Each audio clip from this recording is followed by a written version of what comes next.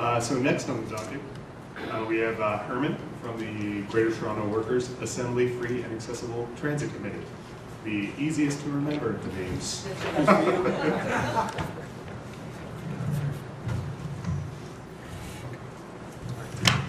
Hi. So you've heard the name of the people who've organized this thing, and just a little bit about us. That we're affiliated with this Greater Toronto Workers Assembly. Basically, we believe that what we're doing around transit needs to be seen as part of the challenge to the free enterprise system itself, and that's the main obstacle. Transit is one critical part, but one part. The cornerstone of our campaign is a longer-term movement to make transit basically a right to mobility that people should have. They have a right to public medical care, they should have a right to mobility.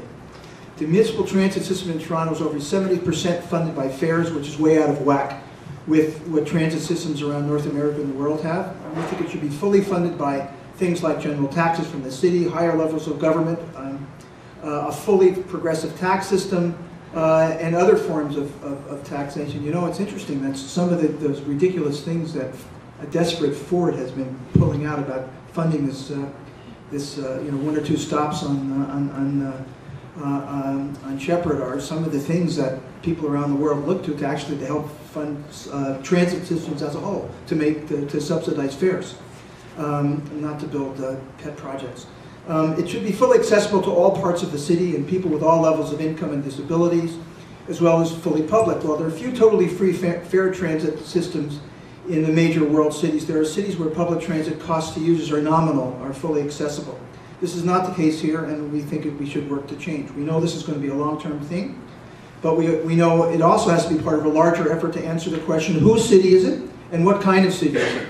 And it's got to include an alternative agenda around job creation, union rights, mass investment, and housing, and infrastructure, and as Jonah mentioned, democratic planning. Most of us are not experts, although we have some long-time city watchers and researchers, but we're not long-term experts, as I said. And still we think that a concerned group of working people and larger groups of citizens in the city have a responsibility to educate ourselves and educate, organize, and mobilize for a transit system that's affordable, accessible, and public. So what are some of the challenges? Just want to repeat, I don't want to repeat everything that everybody else said. The present political context is unique. It's part of the austerity offensive that people talked about, but also all kinds of public goods are under attack. Like transit's under attack in terms of its funding, in terms of the service, but also in terms of privatizing it.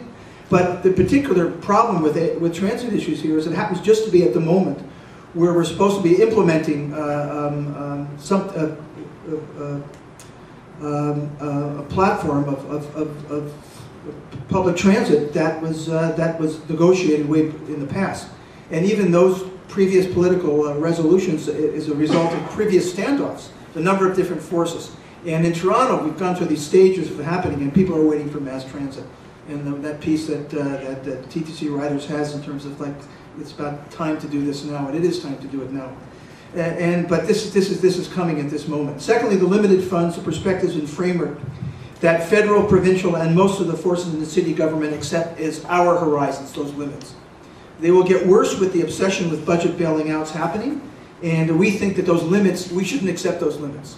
In the short run, we have certain limits what we can do, but these are things we should say, no, they're not limits. We have to push them forward.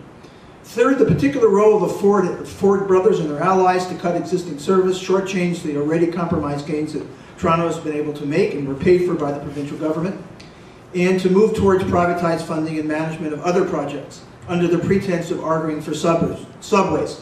It is a pretense. They really aren't talking about building subways, really. We fully support the City Council's final move to get the LRT project in Finch and Eglinton moving, and we recognize that some of the work of some of the people in this room are making that happen is really important.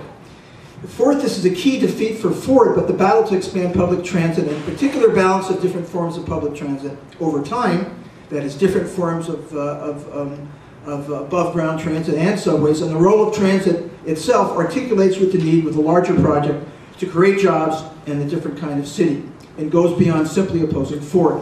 It requires a different and much more expansive vision of where public transit needs to go and the planning mechanisms to make it happen. Finally, ordinary people are not really being mobilized to address these challenges, though we're trying.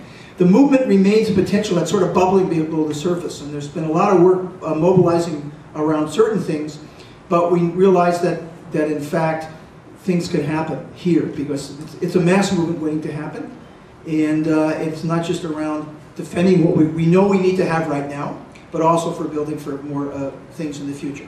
So what can we contribute? One is we can help build those kinds of, we have a particular set of principles and a perspective, which is it's a left perspective, or it's an anti-capitalist perspective, and we think that can help be a constructive part of the larger public transit movement, helping to build a struggle for short-term defense of what we need here, but moving forward, contributing to an alternative agenda for the future of our city that includes new investments, job creation, a different set of relations with higher levels of government, and free and accessible transit. And secondly, to help bring some creative forms of directly engaging with people. Kevin just talked about going on subways. We did too. We've done a number of times. We were inspired by that same film. We went on and we talked to people about free and accessible transit, and yeah, we talked about other issues at the same time, about defending. This is about the time of the cuts, opposing the cuts, and it's an interesting, and there are all kinds of creative ways to get involved in educating people, learning for people, and engaging with them. Because as Joan has said quite properly, a lot of people have all different kinds of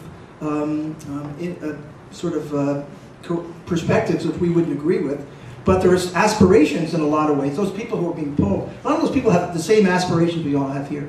And our ability to speak to those people, listen to what they're really concerned about and address them, is really probably the difference between succeeding and failing in terms of moving forward. And a lot, for every one or two Ford voters and stuff, are people who might have been concerned about the same things we are.